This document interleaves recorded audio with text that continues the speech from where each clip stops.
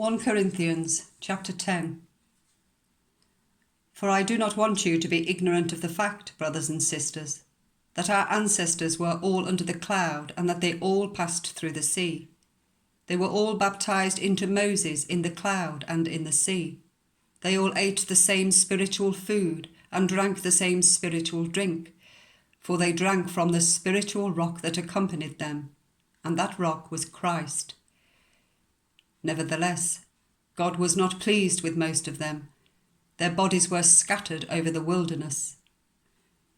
Now these things occurred as examples to keep us from setting our hearts on evil things as they did. Do not be idolaters, as some of them were, as it is written. The people sat down to eat and drink, and got up to indulge in revelry. We should not commit sexual immorality, as some of them did, and in one day 23,000 of them died. We should not test the Lord, as some of them did, and were killed by snakes. And do not grumble, as some of them did, and were killed by the destroying angel.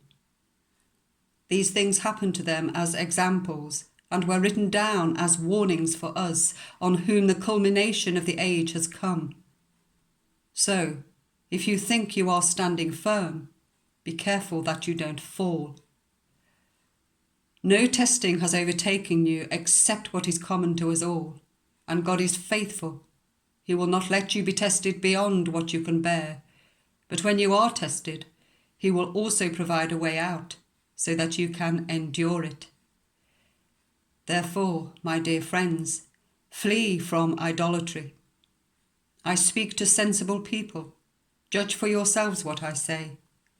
Is not the cup of thanksgiving, for which we give thanks, a participation in the blood of Christ? And is not the bread that we break a participation in the body of Christ? Because there is one loaf, we who are many are one body, for we all partake of the one bread. Consider the people of Israel. Do not those who eat the sacrifices participate in the altar? Do I mean then that food sacrificed to an idol is anything, or that an idol is anything? No, but the sacrifices of pagans are offered to demons, not to God, and I do not want you to be participants with demons. You cannot drink the cup of the Lord, and the cup of demons too. You cannot have a part in both the Lord's table and the table of demons. Are we trying to arouse the Lord's jealousy? Are we stronger than He? I have the right to do anything, you say, but not everything is beneficial.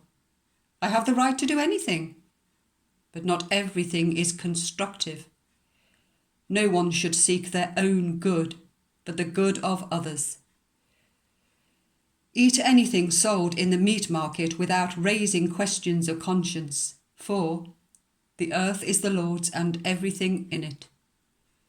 If an unbeliever invites you to a meal and you want to go, eat whatever is put before you, without raising questions of conscience.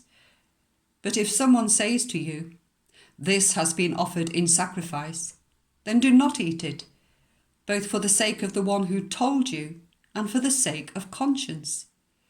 I am referring to the other person's conscience, not yours. For why is my freedom being judged by another's conscience? If I take part in the meal with thankfulness, why am I denounced because of something I thank God for?